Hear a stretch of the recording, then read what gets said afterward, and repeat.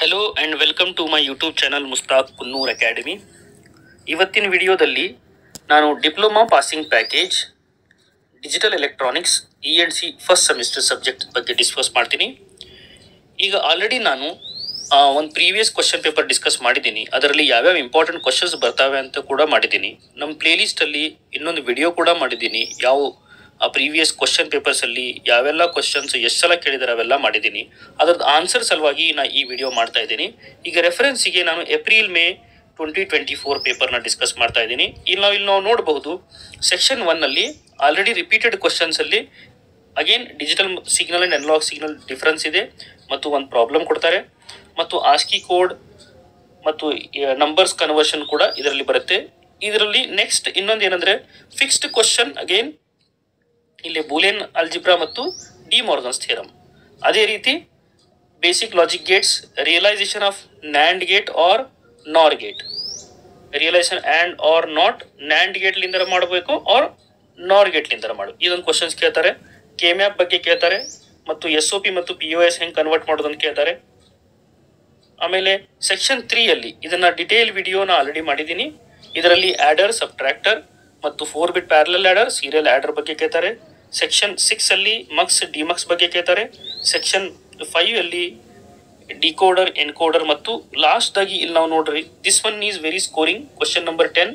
ಇದಿಷ್ಟೇ ನೀವು ಡೆಫಿನೆಟ್ ಆಗಿ ಓದಿದರೆ ಪಾಸ್ ಆಗ್ತೀರಿ. ಅಡ್ವಾಂಟೇಜ್ ಮತ್ತು ಡಿಸ್ಅಡ್ವಾಂಟೇಜ್ ಆಫ್ IC ಕ್ಲಾಸಿಫಿಕೇಶನ್ ಮತ್ತು ಟೈಪ್ಸ್ ಆಫ್ ಲಾಜಿಕ್ ಫ್ಯಾಮಿಲೀಸ್ ಮತ್ತು describe interfacing of TTL and CMOS ಇದರ ಬಗ್ಗೆ ಕೇಳ್ತಾರೆ. ಬನ್ನಿ ಫಸ್ಟ್ ನಾವು ಒನ್ ಬೈ ಒನ್ ಡಿಸ್ಕಸ್ ಮಾಡುವ ಬ್ರೀಫ್ ಆಗಿ, ಯಾಕಂದರೆ ಆಲ್ರೆಡಿ ನಾನು ಪ್ರೀವಿಯಸ್ ವಿಡಿಯೋದಲ್ಲಿ ಎಕ್ಸ್ಪ್ಲೇನ್ ಮಾಡಿದ್ದೀನಿ. ಇಲ್ಲಿ ನಾವು ನೋಡ್ಬೋದು ಅನಲಾಗ್ ಮತ್ತು ಡಿಜಿಟಲ್ ಸಿಗ್ನಲ್ಗೆ ಏನು ವ್ಯತ್ಯಾಸ ಇದೆ ಅಂತ. ಇದು ಆಲ್ರೆಡಿ ಡಿಸ್ಕಸ್ ಮಾಡಿದ್ದಿದೆ, ಅದಕ್ಕೆ ಆದರೂ ಇನ್ನೊಂದ್ಸಲ ಹೇಳ್ತಾ ಇದ್ದೀನಿ ನಾನು. ಅನಲಾಗ್ ಸಿಗ್ನಲ್ ಅಂದರೆ ಕಂಟಿನ್ಯೂಸ್ ಸಿಗ್ನಲ್, ಇದು discrete signal. Example sine wave, ಇದು ಸ್ಕ್ವೇರ್ ವೇವ್. ಈ ಕಂಟಿನ್ಯೂಸ್ ವ್ಯಾಲ್ಯೂ ಇರುತ್ತೆ, ಇಲ್ಲಿ 0 and 1 ಅಂತ ಇರುತ್ತೆ. ಆಮೇಲೆ ಲೈಟ್ ಸೆನ್ಸರ್ ಟೆಂಪ್ರೇಚರ್ಲಿಂದ ಸಿಗ್ನಲ್ಸ್ ಬರ್ತವೆ, ಇದು ಕಂಪ್ಯೂಟರ್ಲಿಂದ. ಲೈಕ್ ವೈಸ್ ಇಲ್ಲಿ ಡಿಫ್ರೆನ್ಸನ್ನು ನಾನು ಲಿಸ್ಟ್ ಮಾಡಿದ್ದೀನಿ. ನೆಕ್ಸ್ಟ್ ಕನ್ವರ್ಷನ್ ಕೂಡ ಮಾಡಬೇಕಾಗತ್ತೆ, decimal to binary. Mention ASCII, American standard code for information interchange. ASCII code ಬಗ್ಗೆ ಕೇಳ್ತಾರೆ. 7-bit ಕೋಡ್ ಇದೆ, 120-bit ಕ್ಯಾರೆಕ್ಟರ್. ಕಂಪ್ಯೂಟರ್ಲಿ ಯೂಸ್ ಮಾಡ್ತಾರೆ, ಎಫಿಷಿಯಂಟ್ ಫಾರ್ ಪ್ರೋಗ್ರಾಮಿಂಗ್. ಇದನ್ನು ಪಾಯಿಂಟ್ಸ್ ನೆನ್ಪಿಟ್ಕೋಬೇಕು ಮತ್ತು ಕ್ಯಾಲ್ಕುಲೇಷನ್ ಕೂಡ ಮಾಡಬೇಕಾಗತ್ತೆ. ಮತ್ತು binary to gray conversion procedure ಕೇಳಿದ್ದಾರೆ. ಇಲ್ಲಿ ಪ್ರೊಸೀಜರ್ನ ಡಿಸ್ಪ್ಲೇ ಮಾಡಿದ್ದೀನಿ. Likewise Boolean algebra identity ಕೂಡ ಕೇಳ್ತಾರೆ. ಇದನ್ನ ನೆನ್ಪಿಟ್ಕೋಬೇಕು ನೀವು. ಕಮ್ಯೂಟೇಟಿವ್ ಲಾ, ಡಿಸ್ಟ್ರಿಬ್ಯೂಟಿವ್ ಲಾ, ಇವೆಲ್ಲ ಐಡೆಂಟಿಟೀಸ್ ನೆನ್ಪಿಟ್ಕೊಂಡು ಬರಿಬೇಕು. Very very important and very simple. D Morgan's theorem ಅಲ್ಲಿ ಇದು ಇಕ್ವೇಶನ್ ನೆನ್ಪಿಟ್ಕೊಂಡ್ರೆ ಸಾಕು. ಇದ್ರ ಬೇಸ್ ಮೇಲೆ ನಾವು ಬರಿಬಹುದು A+B(A) × B. ಆ ಬೇಸ್ ಮೇಲೆ ನಾವು ಟೇಬಲ್ ಕೂಡ ಬರಿಬೇಕಾಗತ್ತೆ. ಮತ್ತು D Morgan second theorem AB(A) + B. And this is important. 10 ಮಾರ್ಕ್ಸಿಗೆ ಕೇಳ್ತಾರೆ. ಇದನ್ನು ಬಿಡಲೇಬೇಡ್ರಿ ನೀವು. All basic logic Gates and universal Gates, ಅದರದ್ದು ಸಿಂಬಾಲ್, ಎಕ್ಸ್ಪ್ರೆಷನ್ ಮತ್ತು ಟ್ರೂತ್ ಟೇಬಲ್ ನೀವು ಇದನ್ನ ಪ್ರಾಕ್ಟೀಸ್ ಮಾಡಲೇಬೇಕು. ಮಾಡಿದರೆ 100% ನಿಮಗೆ 10 ಮಾರ್ಕ್ಸ್ ಬರುತ್ತೆ. 10 ಮಾರ್ಕ್ಸ್ ಬಂದರೆ ನೀವು ಈಸಿಯಾಗಿ ಪಾಸ್ ಆಗಬಹುದು. ಲಾಜಿಕ್ ಎಕ್ಸ್ಪ್ರೆಷನ್ ಬರಿಬೇಕು ಮತ್ತು ಸಿಂಬಾಲ್ ಬರಿಬೇಕು. ಇಲ್ಲಿ ನೋಡಿ, ಸಿಂಬಾಲ್ ಬರಿಬೇಕು, ಎಕ್ಸ್ಪ್ರೆಷನ್ ಬರಿಬೇಕು ಮತ್ತು ಟ್ರೂತ್ ಟೇಬಲ್ ಬರಿಬೇಕು. ಟ್ರೂತ್ ಟೇಬಲ್ ಬರೆದ್ರೆ ಈಸಿಯಾಗಿ ನೀವು ಪಾಸ್ ಆಗ್ಬೋದು. ಇನ್ನೊಂದು question, realisation of and or not. ಇಲ್ಲಿ ನೋಡಿ, ಯೂಸಿಂಗ್ ನ್ಯಾಂಡ್ ಗೇಟರ್ ಕೇಳ್ತಾರೆ, ಇಲ್ಲ ನಾರ್ ಗೇಟರ್ ಕೇಳ್ತಾರೆ.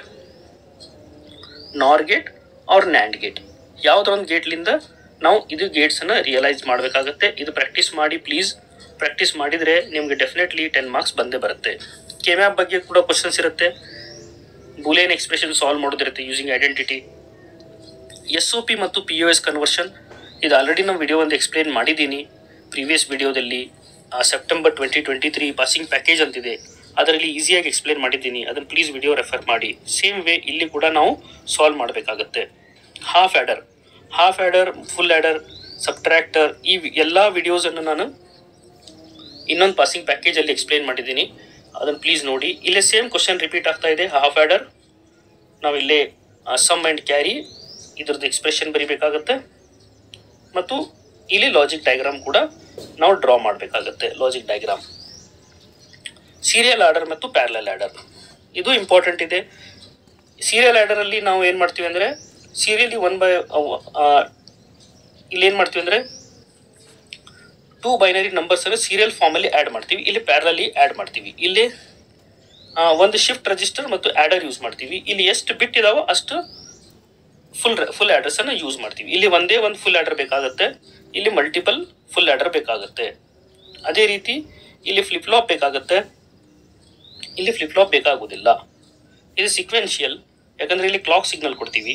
ಇದು ಕಾಂಬಿನೇಷನಲ್, ಇಲ್ಲಿ ಡಿಲೇ ಹೆಚ್ಚಿಗೆ ಇರುತ್ತೆ, ಇಲ್ಲಿ ಡಿಲೇ ಕಡಿಮೆ ಇರುತ್ತೆ. Like was. ಆಮೇಲೆ ಫುಲ್ ಸಬ್ಟ್ರಾಕ್ಟರ್, ಇದು ಕೂಡ 10 ಮಾರ್ಕ್ಸಿಗಿದೆ. ನಾನು ಆಲ್ರೆಡಿ ಇದನ್ನು ಎಕ್ಸ್ಪ್ಲೇನ್ ಮಾಡಿದ್ದೀನಿ ಇನ್ನೊಂದು ಪಾಸಿಂಗ್ ಪ್ಯಾಕೇಜಲ್ಲಿ, ಅದನ್ನು ಪ್ಲೀಸ್ ವಿಡಿಯೋ ರೆಫರ್ ಮಾಡಿ. ಅಂದರೆ ಅವೇ ಕ್ವಶನ್ಸ್ ರಿಪೀಟ್ ಆಗಿ ಕೇಳ್ತಾ ಇದ್ದಾರೆ. ಇಲ್ಲಿ ನೋಡಿ, ಫುಲ್ 3 ಬಿಟ್ ಪ್ಯಾರಲಲ್ ಆ್ಯಡರ್ ಇದೆ, ಇದು ಫಿಕ್ಸ್ ಕ್ವಶನ್ ಇದೆ, ಮತ್ತು ಕಂಪ್ಯಾರೇಟರ್ 2 ಬಿಟ್ ಕಂಪ್ಯಾರೇಟರ್, ಇದು ಆಲ್ರೆಡಿ ಎಕ್ಸ್ಪ್ಲೇನ್ ಮಾಡಿದ್ದೀನಿ ನಾನು. ಇವೆಲ್ಲ ಕ್ವಶನ್ಸ್ ನೀವು ಪ್ರಾಕ್ಟೀಸ್, ರಿಪೀಟೆಡ್ ಕ್ವಶನ್ಸ್ ನಾನು ಏನು ಹೇಳ್ತಾ ಇದ್ದೀನಿ, ಇವು ನೀವು ಪ್ರಾಕ್ಟೀಸ್ ಮಾಡಿದರೆ ಡೆಫಿನೆಟ್ಲಿ ಪಾಸ್ ಆಗ್ತೀರಿ. ಮಕ್ಸ್ ಅಂದ್ರೆ ಏನು ಇದನ್ನು ಕೂಡ ಕೇಳಿದ್ದಾರೆ. ಮಕ್ಸ್ ಅಂದರೆ ಮೆನಿ ಇಂಟು 1 ಮತ್ತು ಅಪ್ಲಿಕೇಶನ್ಸ್ ಇಲ್ಲಿ ಲಿಸ್ಟ್ ಮಾಡಿದ್ದಾರೆ.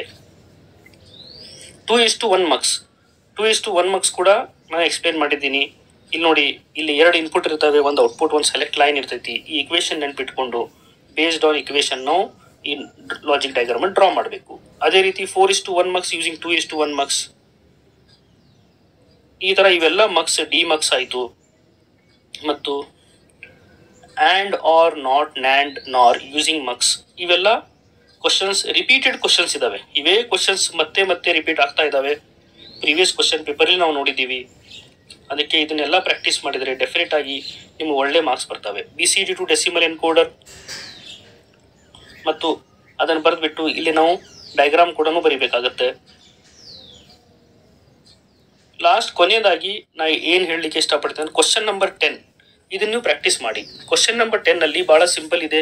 Advantages of IC very small, less in weight, cost less, high reliability, low power consumption, easy to replace. ಇಷ್ಟು ನೀವು ನೆನ್ಪಿಟ್ಕೋಬೇಕು. IC ಚಿಕ್ಕದಾಗಿರುತ್ತೆ, ರೇಟ್ ಕಡಿಮೆ ಇರುತ್ತೆ, ಸೈಜ್ ಕಡಿಮೆ ಇರುತ್ತೆ, ಈಸಿ ನಾವು ಇದನ್ನು ಮಾಡ್ಬೋದು. ಡಿಸ್ಅಡ್ವಾಂಟೇಜ್ ಏನಂದರೆ ಒಂದೇ ICಯಲ್ಲಿ ಭಾಳಷ್ಟು ಕಾಂಪೊನೆಂಟ್ ಇರ್ತವೆ. ಅಂದರೆ ಒಂದು IC ಹೋದರೆ ನಾವು ಕಂಪ್ಲೀಟನ್ನು ರಿಪ್ಲೇಸ್ ಮಾಡಬೇಕಾಗತ್ತೆ. ಇದರಲ್ಲಿ ಇಂಡಕ್ಟರ್ ಮತ್ತು ಟ್ರಾನ್ಸ್ಫಾರ್ಮರ್ ತಯಾರು ಮಾಡಲಿಕ್ಕೆ ಆಗೋದಿಲ್ಲ. ಆಮೇಲೆ ಭಾಳ ಡೆಲಿಕೇಟ್ ಇರುತ್ತೆ. ಆಮೇಲೆ ಸ್ವಲ್ಪ ಹೀಟ್ ಕೊಟ್ಟರೆ ಡ್ಯಾಮೇಜ್ ಆಗುತ್ತೆ. ಇದನ್ನು ನಾವು ಹೇಳಬೇಕಾಗತ್ತೆ. ಲೈಕ್ ವೈಸ್ IC ಕ್ಲಾಸಿಫಿಕೇಶನ್ ಏನಂದರೆ SSI, MSI, LSI, VLSI, ULSI. ಇಲ್ಲಿ ನೋಡಿ range SSI 0 to 10, 10 to 100, 100 to 1000. Next ನೀವು ಇಲ್ಲಿ ರೇಂಜ್ ಬರೀಬಹುದು, ಆಯಿತಾ. ನೆಕ್ಸ್ಟ್ ಕೊನೆಯದಾಗಿ ಲಾಜಿಕ್ ಫ್ಯಾಮಿಲೀಸ್ ಯಾವಿದ್ದಾವೆ? ಇಲ್ಲಿ ಬೈಪೋಲಾರ್, ಮಾಸ್ ಮತ್ತು ಕಾಂಬಿನೇಷನಲ್. ಬೈಪೋಲಾರಲ್ಲಿ ಯಾವುದಿದೆ? Diode logic, RTL logic, DTL logic ಮತ್ತು TTL ಲಾಜಿಕ್, ಇವೆಲ್ಲ ಕೇಳ್ತಾರೆ. Next is again repeated. ಇದು ಪ್ರೀವಿಯಸ್ ಕ್ವಶನ್ ಪೇಪರಲ್ಲಿ ಆಲ್ರೆಡಿ ಎಕ್ಸ್ಪ್ಲೇನ್ ಮಾಡಿದ್ದೀನಿ ನಾನು. Interfacing of CMOS and TTL. First TTL ತೊಗೊಳ್ಳಿ, ನೆಕ್ಸ್ಟ್ CMOS ತೊಗೊಳ್ಳಿ. ಈಗ ಇದಕ್ಕೆ ಸಫಿಷಿಯೆಂಟ್ ವೋಲ್ಟೇಜ್ ಬರ್ತಿರೋದಿಲ್ಲ, ಅದಕ್ಕೆ ನಾವು ಈ ರೆಜಿಸ್ಟರ್ನ ಹಾಕ್ತೀವಿ. CMOSಲಿಂದ TTLಗೆ ಡೈರೆಕ್ಟ್ ಕೊಡ್ತೀವಿ, ಯಾಕಂದರೆ ಸಫಿಷಿಯೆಂಟ್ ವೋಲ್ಟೇಜ್ ಬರುತ್ತೆ, ಅದು ಡ್ರೈವ್ ಮಾಡುತ್ತೆ. ಅಲ್ಲೇ ಇದನ್ನು ಕೊಟ್ಟಿದ್ದಾರೆ. ಈ ರೀತಿ ಫ್ರೆಂಡ್ಸ್ ನೀವು ರಿಪೀಟೆಡ್ ಕ್ವಶನ್ಸ್ ಅಂದರೆ De Morgan's theorem, Boolean adder, subtractor, then IC related question, ಇವೆಲ್ಲ ಕ್ವಶನ್ಸ್ ಏನಿದಾವಲ್ಲ ರಿಪೀಟೆಡ್ ಆಗಿ ಕೇಳ್ತಾ ಇದ್ದಾರೆ. ಇದನ್ನು ನೀವು ಚೆನ್ನಾಗಿ ಪ್ರಿಪೇರ್ ಮಾಡಿದರೆ ನೀವು ಈಸಿಲಿ ಸ್ಕೋರ್ ಮಾಡಬಹುದು. ಅದಕ್ಕೆ ನಾನು ಏನು ಹೇಳ್ತಾ ಇದ್ದೀನಿ ಅಂದರೆ ಫ್ರೆಂಡ್ಸ್, ಈಗ ಆಲ್ರೆಡಿ ನಾನು ಮಾಡಿದ್ದ ವಿಡಿಯೋ ಪಾಸಿಂಗ್ ಪ್ಯಾಕೇಜ್ ಅಂತ ಕ್ವಶನ್ ಪೇಪರ್ಸ್ ಲಿಸ್ಟ್ ಆಫ್ ಕ್ವಶನ್ಸನ್ನು ಸೆಲೆಕ್ಟ್ ಮಾಡಿದ್ದೀನಿ.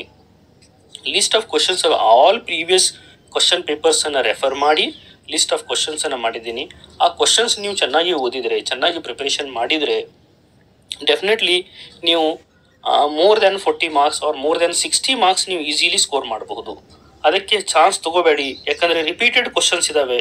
Beet section 1, section 2, section 3, section 4 ಎಲ್ಲ ಸೆಕ್ಷನ್ನಿಂದ ಅವೇ ರಿಪೀಟ್ ಕ್ವಶನ್ಸ್ ಕೇಳ್ತಾ ಇದ್ದಾರೆ. ಅದಕ್ಕೆ ಥಿಯರಿ ಕ್ವಶನ್ಸ್, ಅಟ್ಲೀಸ್ಟ್ ಥಿಯರಿ ಕ್ವಶನ್ಸನ್ನು ಚೆನ್ನಾಗಿ ಪ್ರಾಕ್ಟೀಸ್ ಮಾಡಿದರೆ ನೀವು ಚೆನ್ನಾಗಿ ಮಾರ್ಕ್ಸ್ ತೊಗೋಬೋದು ಅಂತ ನನಗೆ ಅನಿಸ್ತಿದೆ. ಫ್ರೆಂಡ್ಸ್, ಈ ವಿಡಿಯೋ ನಿಮ್ಗೆ ಲೈಕ್ ಆದರೆ ಈ ವಿಡಿಯೋ ಎಲ್ಲ ನಿಮ್ಮ ಫ್ರೆಂಡ್ಸ್ ಜೊತೆಗೆ ಶೇರ್ ಮಾಡಿ ಅಂತ ಹೇಳಿ ನಾನು ಈ ವಿಡಿಯೋ ಮುಗಿಸ್ತೀನಿ. Thank you.